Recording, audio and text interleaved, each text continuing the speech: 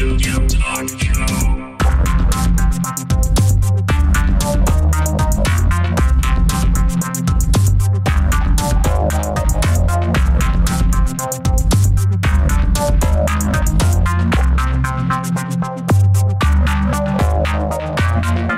Visual Studio Talk Show.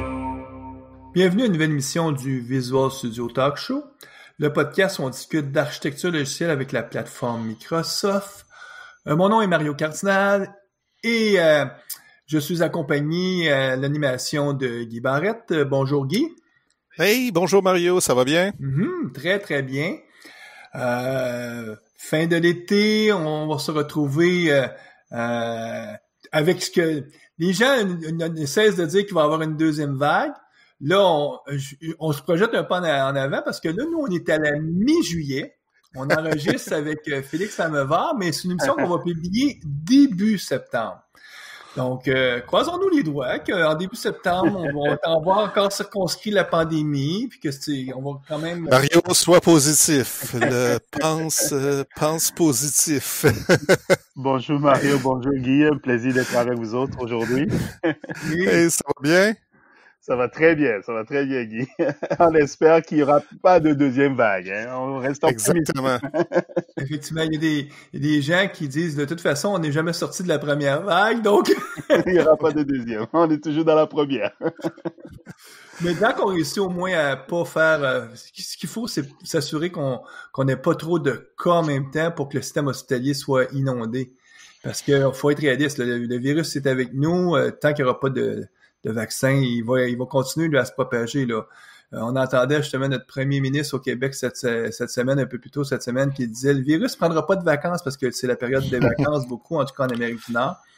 Puis les gens semblent l'oublier des fois que le virus est toujours là, mais il faut pas l'oublier. Une chose est sûre, Mario, ça va bien aller. Pour nos auditeurs européens, c'est un leitmotiv ici qu'on avait. Là, ça vient d'aller avec un arc-en-ciel à un tel point que, entre autres, moi, ma conjointe n'est plus capable de voir un arc-en-ciel. C'est non, je ne veux plus voir d'arc-en-ciel parce que c'est pas vrai que ça va bien aller. En tout cas. Félix, la formule d'émission est toujours la même. On veut permettre à nos auditeurs de te connaître un peu mieux avant d'aborder le sujet du podcast en tant que tel. Bon, on va le rappeler. Le sujet aujourd'hui, on veut discuter avec toi de c'est quoi les enjeux quand on opère une base de données SQL sur le cloud. C'est-à-dire que on ferait pas une émission pour parler comment opérer une base de données SQL classique là, mais sur le cloud, il y a beaucoup de nouveaux enjeux, puis je pense que ça peut être intéressant là, de les aborder.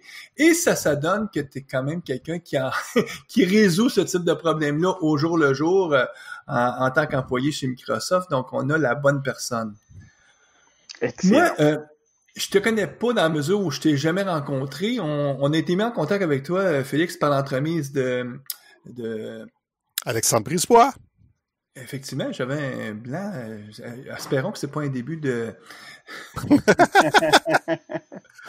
Oh my God! Donc, Alexandre, vous avez mis en contact avec toi, puis mais c'est une belle rencontre en mesure où est-ce que t'as un parcours intéressant. C'est-à-dire que t'es né en Afrique. Exactement. Quel pays en particulier? Je suis né au Togo, Togo. Un petit pays en Afrique occidentale, situé entre le Ghana et le Bénin. Donc, vous avez le Nigeria plus en haut, vous avez le Burkina Faso et on est entouré du Burkina, du Bénin et du Ghana. Et en bas, c'est l'océan Atlantique. Tout petit pays. Et j'ai fréquenté au Togo, comme je suis né là-bas. J'ai fait l'école d'ingénierie, la seule école d'ingénierie qui se trouve à l'université de Lomé, au Togo. Après quoi, je suis passé faire une formation spécialisée en France. Et de la France, j'ai voulu faire un master spécialisé en technologie de l'information à l'Université technologie de Munich. Donc, j'ai voyagé beaucoup. Et puis après... Est-ce que tu étais sur Paris quand tu étais en France ou c'était plus comme dans le sud? Oui, j'étais sur Paris Central. Ça a été une courte durée d'1 an pour me spécialiser en informatique. Et puis après, j'ai vu un master très intéressant en anglais à Munich, en Allemagne. et j'ai dû faire ma formation encore 2 ans en master en Allemagne avant Mais attends, là, tu nous d'effectuer le dis marché. bon, tes cours étaient tous en anglais malgré le fait que l'université était localisée à Munich. Ah oui, il faut savoir que l'université de Munich a une très bonne relation avec les universités américaines pour faire des programmes uniquement en anglais où vous aviez des échanges de professeurs des États-Unis, Massachusetts qui arrivent à l'université de technologie de Munich pour donner des cours. Et il y a aussi des professeurs allemands qui donnent des cours au niveau master complètement en anglais. Ce sont des programmes internationaux qui sont donnés aux étudiants de partout dans le monde. Ah, mais là, t'as été combien d'années à Munich? Eh bien, à Munich, très, très, très, très belle ville de l'Allemagne. J'ai passé à Munich pratiquement 12 ans, c'est-à-dire de 2000 pratiquement jusqu'à 2012. Hein. Donc, veux pas, à un moment donné, t'as appris l'allemand, là, tu pouvais pas t'en sortir sans... C'est ça, je suis... pour la petite histoire, je parle allemand, j'écris allemand. Mes 2 frères m'ont rejoint en Allemagne en 2002 et en 2004. Ils sont encore en Allemagne. J'ai des cousines allemandes, donc ils sont mariés à des Allemands, donc je suis obligé de parler l'allemand les week-ends avec eux. Très bien, mais je suis au Canada. Donc, ce qui veut dire que je peux plus m'écarter. Je suis trilingue. Ben attends, le Togo, est-ce qu'il y a aussi probablement une langue nationale? Oh, ça c'est bon ça. Au Togo, le Togo, pour la petite histoire, pour ceux qui ne connaissent pas le Togo, il était une colonie allemande, ok, au départ. Et après, la Deuxième Guerre mondiale est devenue une colonie française, ok. Donc, donc la langue officielle aujourd'hui c'est le français, mais beaucoup de Togolais par conséquent ont dû immigrer en Allemagne. En France aussi. Donc, voici ce qui fait que c'est plus facile pour les Togolais d'avoir des contacts en Allemagne et d'immigrer en Allemagne pour étudier, fréquenter. Ça rend les choses beaucoup plus faciles. Et maintenant, le Canada a la joie de t'avoir. C'est ça. Et maintenant, je suis au Canada. OK, donc on est arrivé.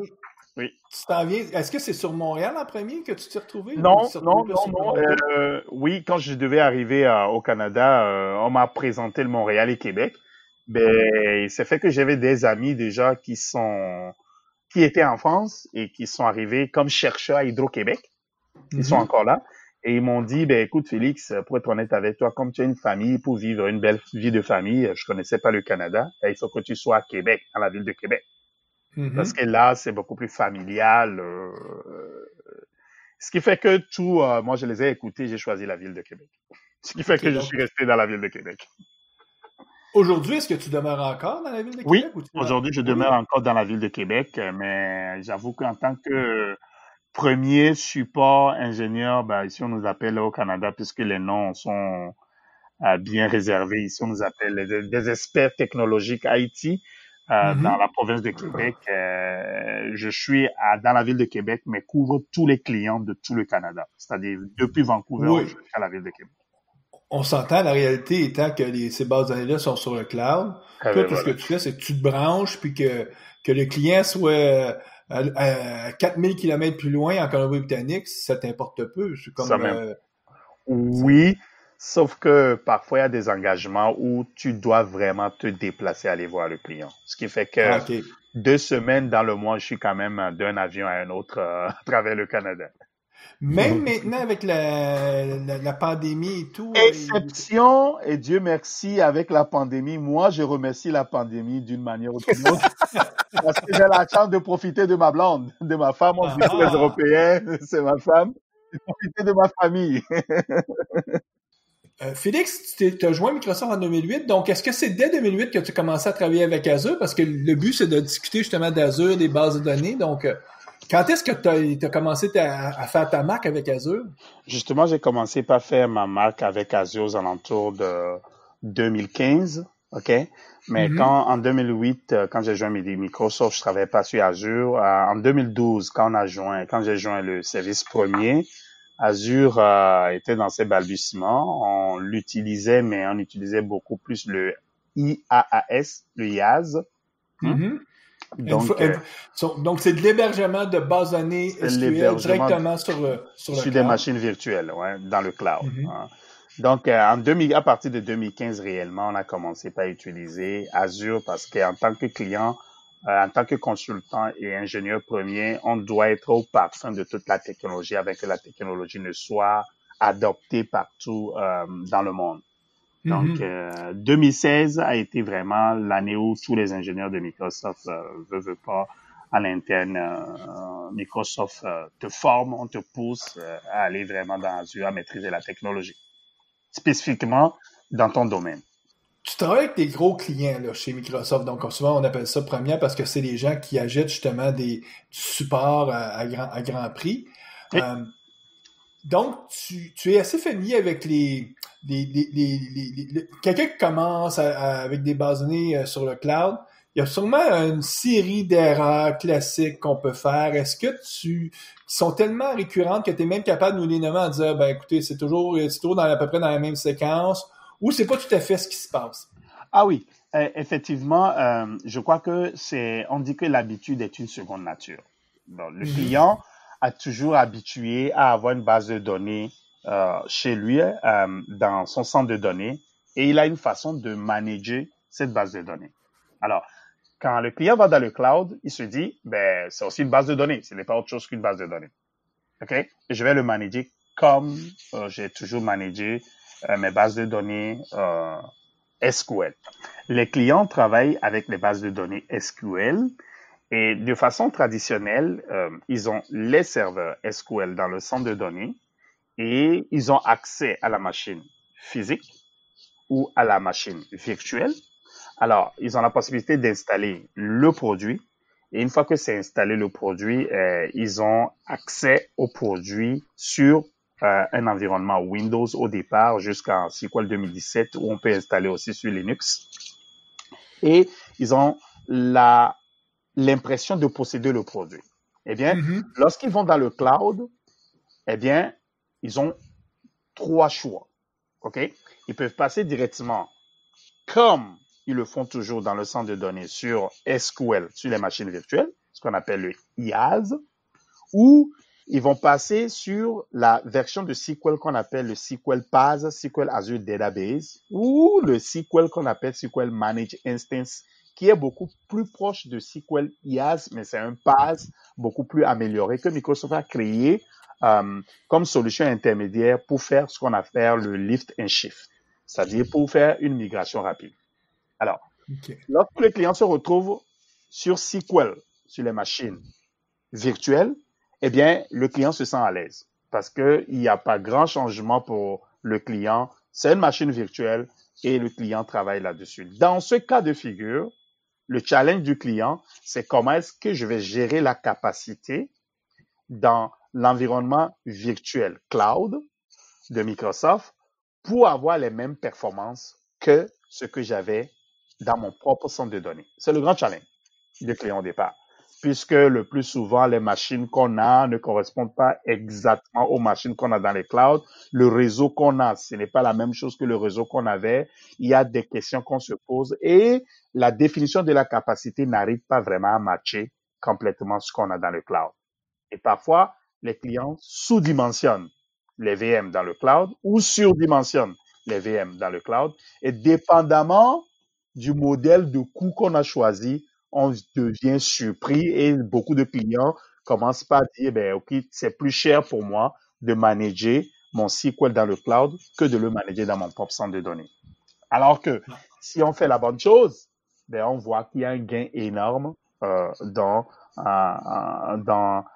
cette migration-là vers le cloud pour pouvoir bénéficier de tous les avantages que le cloud en fait offre pour le client. Alors, donc, la première surprise, c'est ça, c'est qu'il n'y a pas de diminution de coût, il y a comme une augmentation de coût au début parce qu'on est tellement craintif qu'on surdimensionne. On surdimensionne. Ou on sous-dimensionne, puis là, on a des performances qui sont pas acceptables. Ou on sous-dimensionne et on se retrouve avec des performances pas acceptables et on se dit non, on est plus rapide quand on est dans notre propre centre de données que quand on est dans les clouds. Deuxième problème majeur, le client fait une migration de la base de données sans faire la migration de l'application qui utilise la base de données. Donc, l'application est dans son propre centre de données et la base de données dans le cloud. Okay? Le cloud, on sait bien que lorsqu'on envoie les données dans le cloud, c'est gratuit, mais quand on sort les données, ça coûte. OK? Ça coûte quelque chose.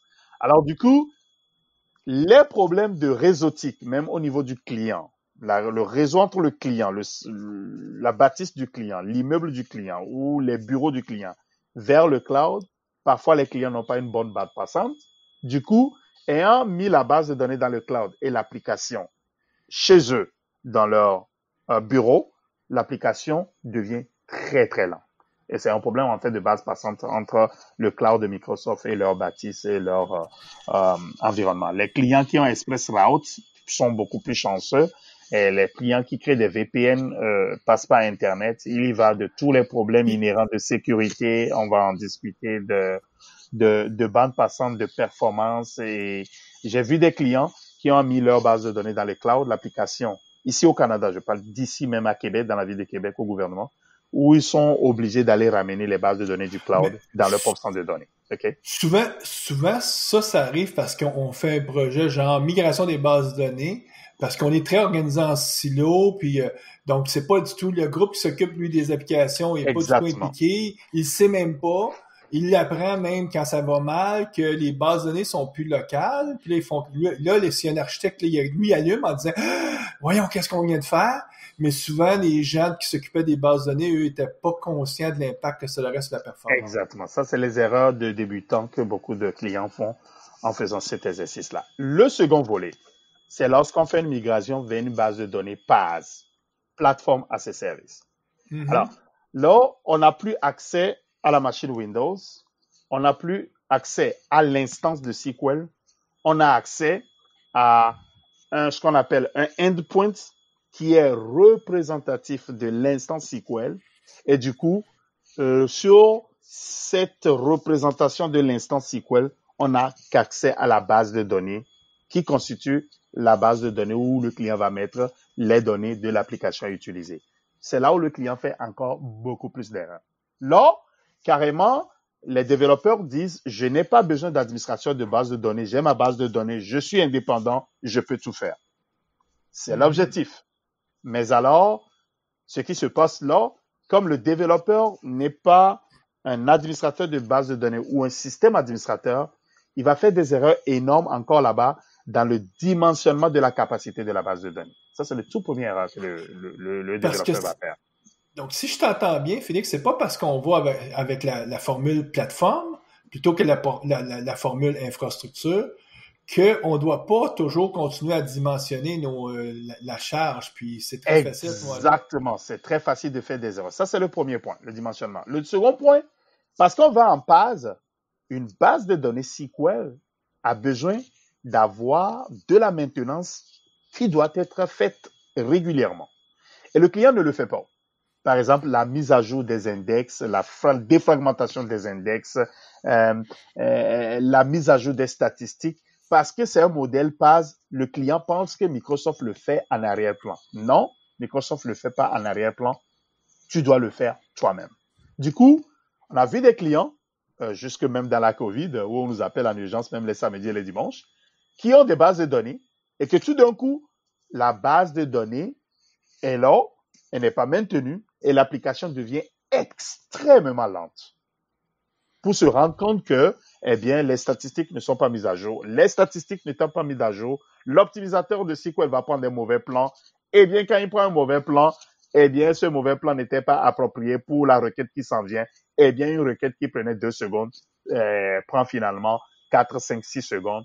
Et avant que les données ne soient à retirer de la base de données, 4, 5 secondes jusqu'à traverser le réseau et l'application, le process pour l'afficher au client, eh bien, le client sent réellement une latence notable. On voit réellement que l'application est bien lente. Donc, de façon aveugle, le client pense que parce que je suis en PaaS, je ne fais pas de maintenance de mes bases de données. Ça, beaucoup de clients font encore cette erreur. Et les développeurs, je le vois aussi dans les grands groupes, ils disent non, nous sommes en PaaS, c'est Azure SQL Database, on n'a pas besoin de DBA, nous on développe, c'est correct. C'est pas vrai. Il faut Mais faire la c'est maintenance c'est des pas une bases de données. opportunité pour c'est pas une opportunité pour Microsoft d'offrir ce service-là en disant, OK, on peut vous offrir un Pass Plus, c'est-à-dire, OK. on va nous rouler. OK. Microsoft a sorti dans le pass ce qu'on appelle Index Auto-Tuning. C'est-à-dire que l'index s'auto-gère lui-même. Et lorsqu'un index est bon, on va le garder. Si c'est pas bon, on va le dropper, recréer un autre pour pouvoir prendre en charge la dynamique de changement de données à l'intérieur de SQL. Mais ce n'est pas activé par défaut. Il faut que le client lui-même active cette fonctionnalité sur la plateforme par défaut. Ça, c'est un. Mais la mise à jour des statistiques, qui constitue des statistiques sur les colonnes des tables de votre application, oui, ben, ce n'est pas fait par Microsoft. Le client doit le faire lui-même. Alors, dans un environnement traditionnel, le client est habitué à faire ce travail. Alors, dans le cloud en PaaS, le client pense que Microsoft doit le faire, mais Microsoft ne le fait pas. Mais Microsoft a sorti ce qu'on appelle Elastic Job, qui permet de céduler les jobs en PaaS comme un agent de SQL dans SQL chez le client dans son centre de données. Et Elastic Job vous permet d'aller exécuter des jobs de maintenance, les jobs de mise à jour de statistiques et beaucoup d'autres jobs applicatifs pour pouvoir avoir à peu près la même configuration que le client a dans un environnement. Ça, c'est récent, ça. Très récent, ça vient, fait, il était en preview, mais maintenant c'est production, release, Elastic View, qui veut permettre d'envoyer des jobs sur des groupes élastiques. Pour ceux qui ne savent pas, des groupes élastiques, c'est beaucoup de bases de données regroupées dans une unité de consommation. Quand je crois en français, je vais dire unité de consommation parce qu'on va définir le I/O, le CPU, que toutes les bases de données dans cette unité de consommation doivent consommer. On l'appelle Elastic Pool. Ouais, c'est un pool. Finalement, c'est un pool de ressources dans lequel tu vas pouvoir créer différentes bases de données. A été utilisée. Donc, l'Elastic Pool vous permet aussi d'exécuter, Elastic Job vous permet d'exécuter des jobs contre toutes les bases de données qui se trouvent dans un pool élastique automatiquement. Donc, il est beaucoup plus puissant. Donc, c'est intéressant ce que tu mentionnes. En fait, ce que je retiens jusqu'à date, c'est que quand on va dans le cloud, quand on migre nos bases de données ou quand on utilise des bases de données dans le cloud, quand on utilise le modèle AIS ou PaaS, il faut qu'un DBA, qu'un membre de l'équipe qui a les tâches de DBA, les connaissances aussi, puisse d'un faire la création de tout ça pour s'assurer que tout est correct, puis deux fasse une maintenance régulière de nos bases de données, comme si on le faisait directement dans l'entreprise. Exactement. Il faut qu'ils mettent ce processus-là en place pour garantir l'état de santé de la base de données. C'est important là. Dans le PaaS, on l'oublie souvent. Dans le IaaS, on se rappelle, mais dans le PaaS, les clients l'oublient souvent et ils appellent souvent pour cela. OK. Maintenant, le PaaS intermédiaire, Managed Instance, que Microsoft a sorti aussi, ce PaaS intermédiaire est beaucoup plus proche du IaaS. Mais c'est un PaaS. Ça veut dire que vous retrouvez presque 99% de toutes les fonctionnalités de SQL dans le IaaS, vous le retrouvez dans le Managed Instance. Par exemple, le SQL Agent, il est toujours là-bas. Et beaucoup d'autres fonctionnalités sont beaucoup plus proches de SQL IaaS, mais c'est un PaaS. Ça veut dire que c'est toujours managé comme un PaaS. Vous n'avez pas accès à la machine virtuelle. Vous avez accès seulement au Managed Instance et la base de données. Mais vous avez des fonctionnalités très proches de SQL dans le IaaS si vous ne pouvez pas passer directement de votre centre de données au PaaS SQL Azure Database. La différence, c'est que pour les clients qui ont déjà des serveurs SQL et ne peuvent pas migrer directement dans le PaaS SQL Azure Database, c'est mieux d'aller dans Managed Instance parce que là, ils n'auront pas fait beaucoup de changements avant de faire leur migration. Mais du coup, pour sur les nouveaux projets, eh bien, où c'est un nouveau projet, c'est de l'ingénierie, et on conseille aux clients d'aller directement dans le PaaS Azure SQL Database. Parce que le format manage, c'est un peu comme un in-between entre les deux. C'est entre le pass puis entre le IaaS. Ça Exactement. donne les avantages du Du pass, PaaS, puis aussi avec certains avantages du IaaS. du IaaS, exactement. Et ça permet de migrer beaucoup plus facilement dans le cloud. Nous avons des clients qui nous disent, écoutez, on vous donne 6 mois pour migrer dans le PaaS. Pour migrer dans le PaaS, une base de données qui est chez nous dans notre propre centre de données, et il se peut que toutes les fonctionnalités de la base de données ne se trouvent pas dans Azure SQL Database, qui n'est pas le Managed Instance.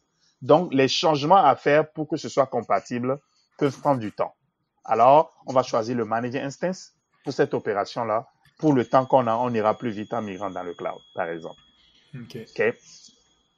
C'est la nuance. Parce que longtemps, je disais aux gens que SQL Database, ça ressemble à SQL Server, ça sent, en tout cas, on pense que c'est SQL Server, mais ce n'est pas SQL Server, c'est un produit qui est vraiment différent. Mais je pense qu'au fil des années, ça s'est un petit peu rapproché un petit peu au niveau des fonctionnalités. Exactement. Le produit a été redessiné. SQL Azure Database a été redessiné à partir de zéro.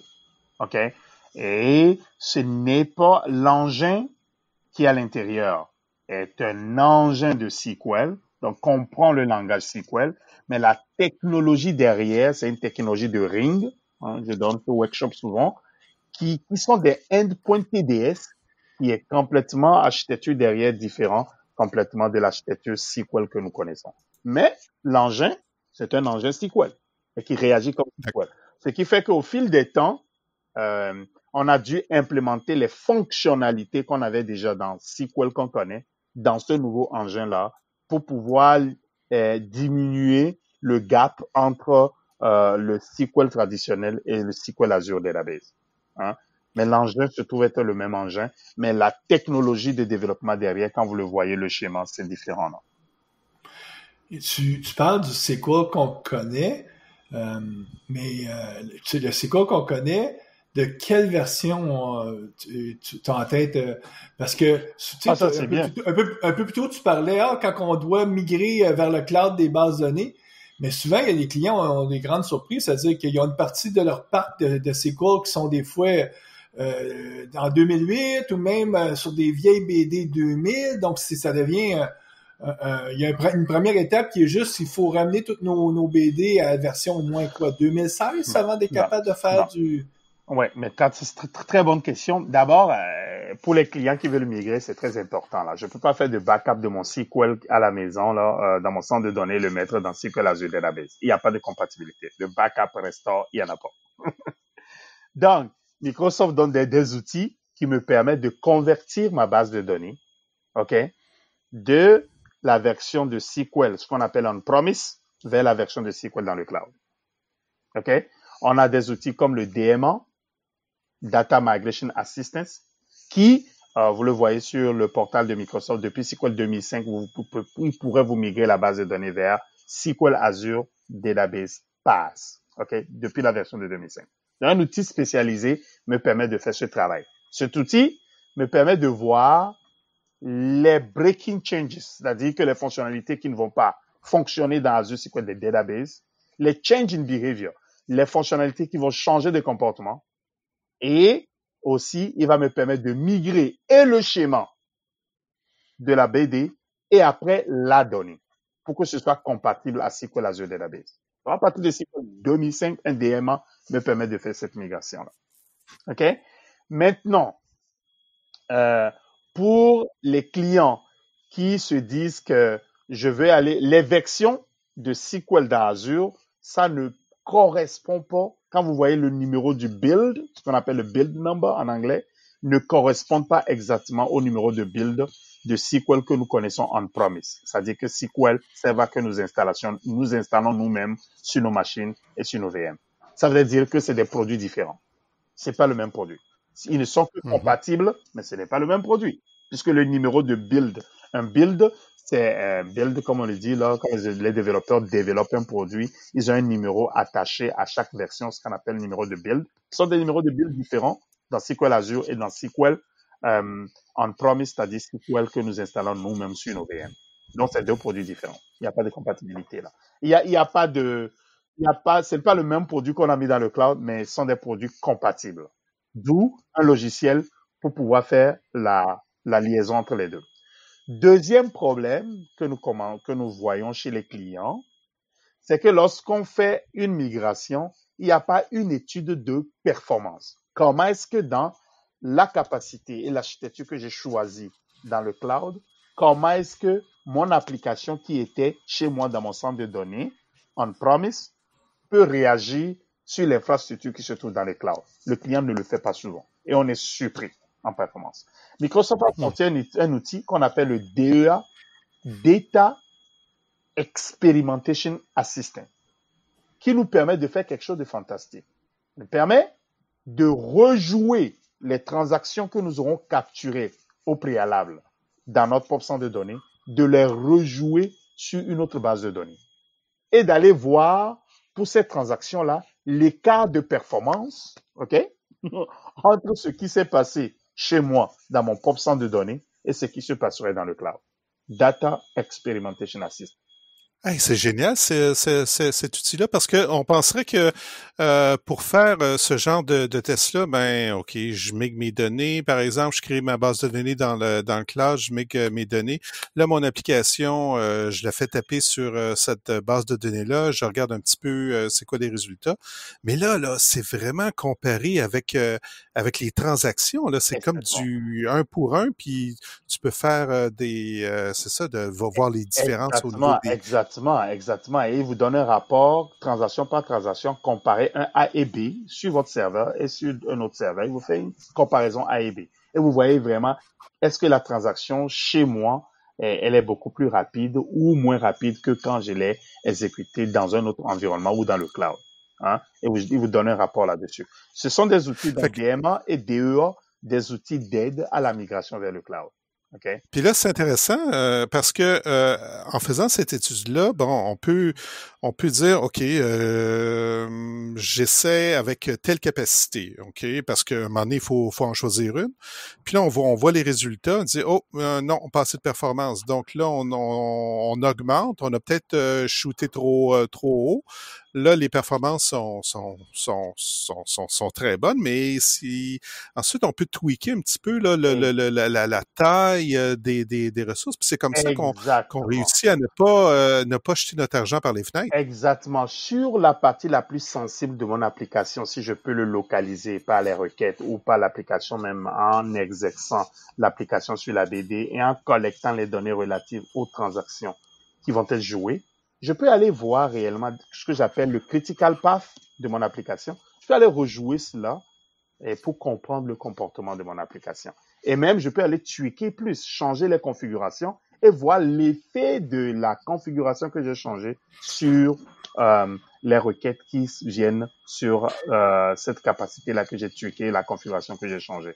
Et ça apporte de la valeur, hein, avant même que je n'aille en production, que je me plaigne que mon serveur ne répond pas à la demande qui arrive de mes applications.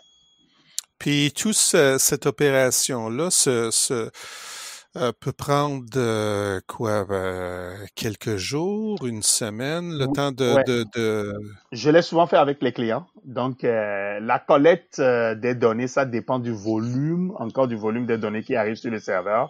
Ça peut prendre 2 heures de temps pour collecter le critical path, c'est-à-dire que la partie la plus sensible de l'application. Et ensuite, pour le rejouer, c'est des tests qui peuvent prendre à peu près en 3 jours, 1 semaine maximum, dépendamment des tests que je veux faire, de setter l'environnement et de rejouer pratiquement, si le volume n'est pas grand, pratiquement pendant 2 heures, si j'ai collecté 2 heures, peut-être 2 heures, 2h30, rejouer la même chose et faire l'analyse correcte avant d'aller en production. Oui. Mais tout ce temps-là qu'on passe en amont nous garantit peut-être pas garanti à 100%, mais disons, il y a des grandes chances qu'on réussisse à choisir la bonne taille de service. Exactement. Donc, ce sont les erreurs que font les clients. Elles sont dans le processus de migration. Le client n'utilise pas les outils appropriés ou n'est pas au courant et il ne prend pas avantage de ces outils-là pour minimiser l'impact de la migration ou du succès de la migration. Troisième erreur que les clients font, dans le PaaS, nous avons deux modèles. Nous avons le DTU et on a le VCAR. Alors, le plus souvent, les clients vont au DTU et puis après, quand ça ne va pas, ils switchent rapidement au VCAR. Alors, le plus souvent, les clients s'étonnent qu'en faisant cette manœuvre-là, ils se retrouvent avec un reçu assez énorme à payer pour Microsoft et ils sont étonnés. J'ai seulement fait un clic, j'ai seulement bougé pas un clic en changeant de DTE à VCAR. Voici que le bill, la facture que je reçois de Microsoft a doublé. Hein? Donc, sont des erreurs classiques parce que le client ne comprend pas exactement le VCAR, comment est-ce que c'est chargé. Et du coup, on va essayer des choses aussi dans le cloud en ignorant que toute opération que nous faisons peut engendrer des coûts additionnels. Donc, quand on est chez nous dans notre centre de données avec SQL, on peut tout faire parce que le coût reste le même. Mais Azure, les fonctionnalités que je vais activer, certaines fonctionnalités sont liées à des coûts. Et le client n'étant pas conscient, il fait des opérations et après, il s'étonne de la facture. Ça, c'est le troisième erreur que les clients font. Et allant dans ce sens, nous recommandons toujours, après avoir mis en place, après avoir migré, après avoir fait tout cet exercice-là de capacité et de performance et que vous êtes dans le cloud, il faut monitorer quand même le coût qu'engendre quand même vos serveurs SQL pour savoir si un administrateur de base de données, un développeur change une fonctionnalité dans le cloud, quel est l'impact de ce changement-là sur le coût, sur le budget, sur le coût. Et le plus souvent, le client ne le fait pas et très, très, très, très surpris de la facture après. En fait, ce que je comprends là, un petit peu de la conversation, Félix, c'est que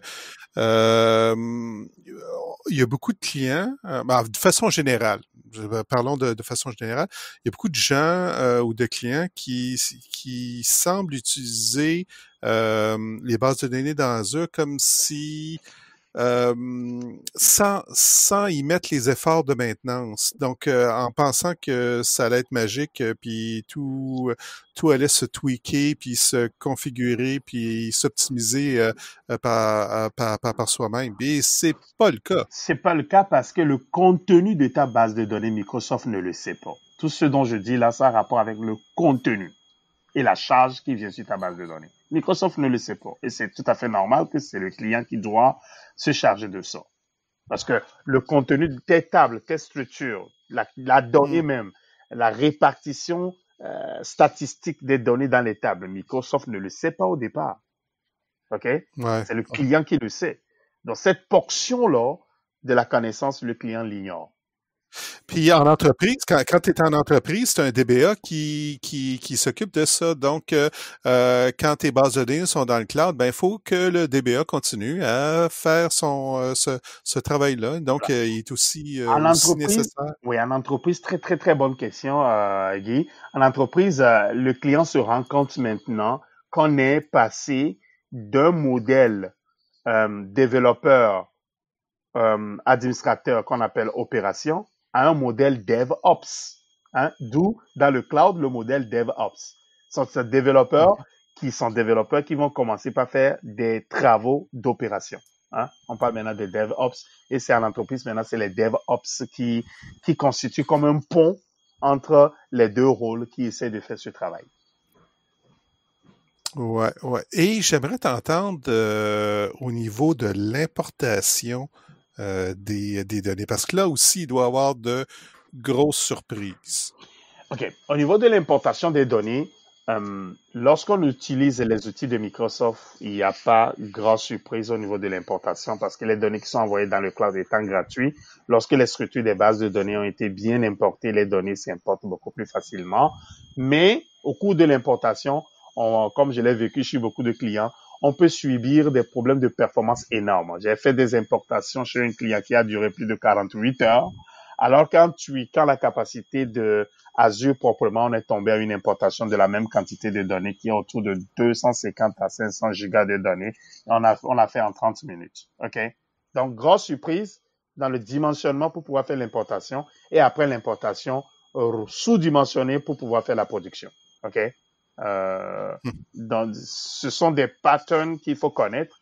On va pouvoir importer rapidement la donnée en utilisant des outils appropriés. Alors, on peut utiliser les outils de DMA de Microsoft.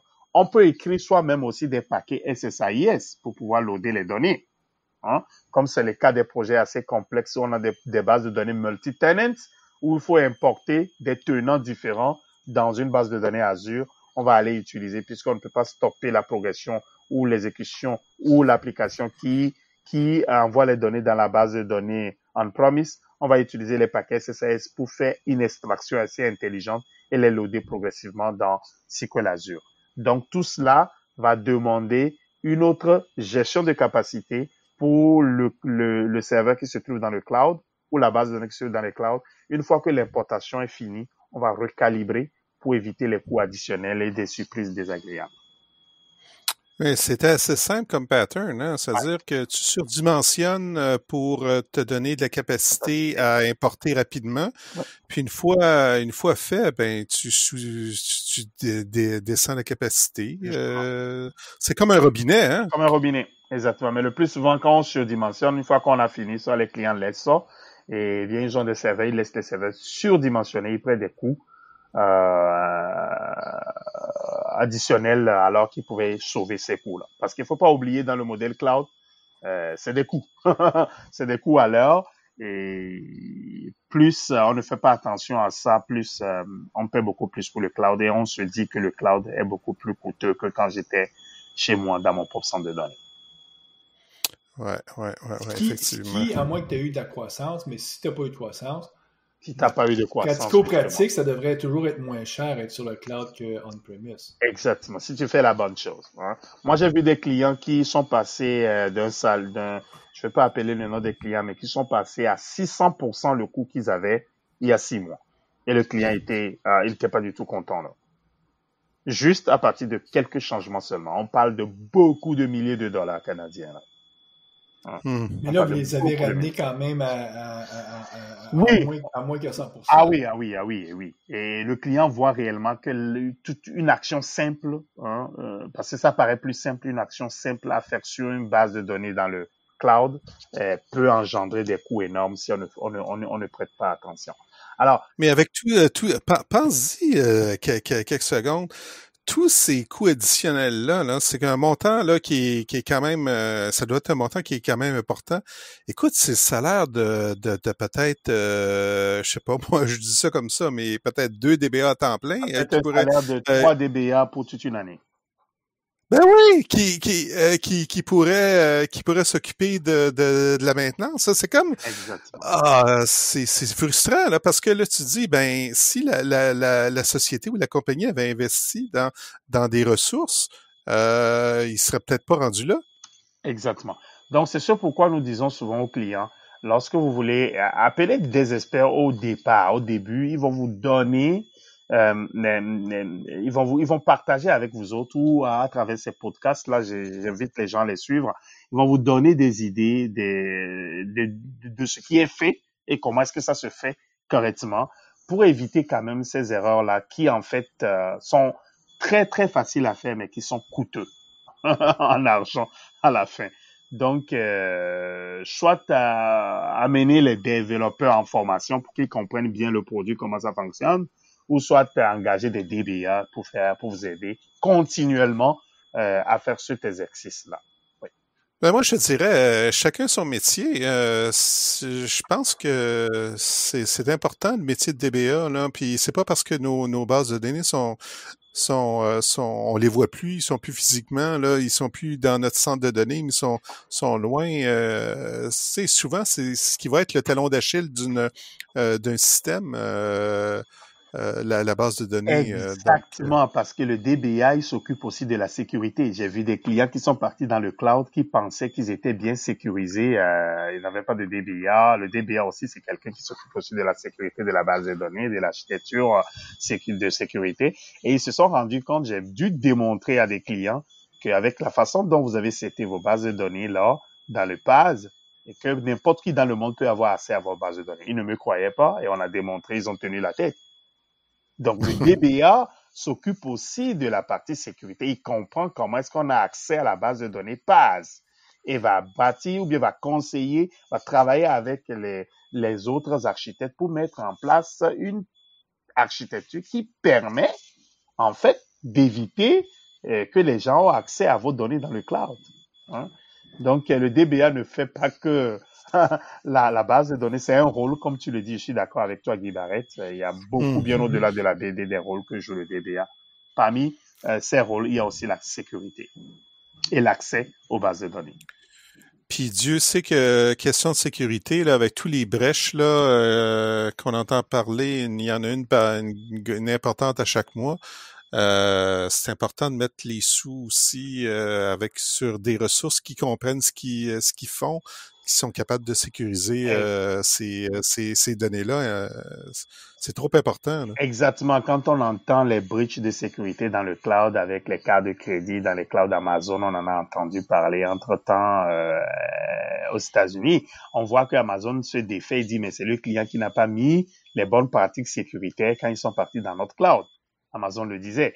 Donc, en fait, quand on voit le cloud en général, on se dit que, écoutez, c'est vrai que c'est un produit génial, mais quand on parle de sécurité, chaque produit, SQL Azure Database, comment est-ce qu'on a accès à cette base de données-là dans le cloud, surtout dans le PaaS, il faudrait qu'on mette en place les pratiques sécuritaires qui permettent d'isoler la base de données et qui permettent aux données du client de sécuriser. Et le développeur n'a pas forcément conscience de ce côté-là de la sécurité de l'engin ou du endpoint de SQL Azure Database.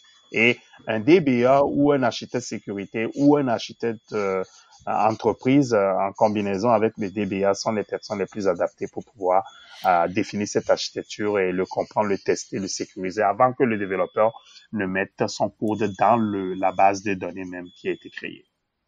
Ouais, parce que c'est le métier du DBA. Il a été formé, il comprend, c'est son dada. Là. Donc, quand on est développeur, on connaît, on se débrouille avec les systèmes de base de données, tout ça, mais on n'est pas expert. Là, c'est pas notre premier métier. Là. Puis, exactement, Guy. Et c'est ça les challenges que les clients vivent et malheureusement ils s'en rendent compte trop tard. Ouais, quitte à si on est une plus petite entreprise puis on n'a pas des besoins d'avoir sur notre staff un DBA à temps plein, ben au moins on peut au début du projet on peut engager un consultant. Justement. Un consultant. On peut engager un consultant qui peut nous soutenir au début et mettre les bonnes pratiques en place. Exactement. Puis on appelle Microsoft, on appelle Félix qui vient nous donner un coup de main pour le départ, puis plutôt que de venir en pompier éteindre les feux. Exactement. Et le dernier côté que le client oublie lorsqu'ils sont dans le cloud, c'est le monitoring, la surveillance. OK? Ils vont pas surveiller les KPI bien précis des serveurs SQL dans la base de données dans le PaaS pour pouvoir réagir lorsque les problèmes surviennent. On suppose que c'est magique, il va s'auto-régler, mais il y a de l'alertage qu'il faut configurer seulement. Ça, c'est une configuration sur la plateforme. On ne le fait pas, on ne surveille pas les KPI importants de la BD pour pouvoir mettre les alertes là-dessus. Lorsque la base de données a besoin de beaucoup plus de ressources et que le modèle ou la capacité que j'ai choisi n'est pas suffisante, est-ce que je vais automatiquement augmenter la capacité et revenir après ce qu'on appelle auto-scaling? Et tout cela n'est pas aussi fait. Du coup, on se plaint aussi de la performance. Donc, c'est tout un ensemble. Et là encore, c'est un DBA qui voit les KPI et monitore tout cela et fait de la suggestion progressive au fil du temps de la capacité, comment gérer le PaaS pour avoir de la performance et que les applications fonctionnent sans que le client qui utilise l'application ne se rende compte qu'il y a un problème de performance. Dis-moi, Félix, il y a plusieurs années, quand on parlait de base de données PaaS à un DBA, la perception c'était que c'était un petit pour eux là, que c'était un peu comme un jouet, puis c'était pas très sérieux parce qu'il y avait pas peut-être tout le contrôle de tout ça. Est-ce que cette perception-là a changé, a évolué d'après toi? Cette perception a complètement changé aujourd'hui. Au début, les gens voulaient aller seulement sur SQL dans le IaaS, dans les VM. Aujourd'hui, tout le monde parle de PaaS. Dans le marché, tous les clients, même les banques, tout le monde parle de Managed Instance PaaS ou SQL Azure Database, que le client a compris que c'est plus économique et que effectivement, les features, les fonctionnalités qui existaient avant dans SQL qui n'étaient pas dans le PaaS aujourd'hui, ce n'est plus la même histoire. Presque toutes les fonctionnalités sont là et le PaaS n'est plus vu comme une base de données entreprise capable de répondre aux besoins des clients. Félix, c'est un bon survol là, de tous les enjeux qu'on peut rencontrer. Pour nos auditeurs qui seraient intéressés à en apprendre un peu plus, c'est quoi les meilleures sources d'informations là, pour à travers leur expérience en venir à comprendre ce que tu viens d'expliquer? Est-ce que c'est sur des sites web? Moi, je crois que c'est le site de référence, c'est le site de Microsoft Azure, sur les produits Azure, dans la mesure où nous-mêmes, en tant que consultants, se rendent chez les clients. On avait une façon de faire des choses dans Azure, on se rend compte que avant même qu'on arrive le lendemain, Microsoft a changé cela.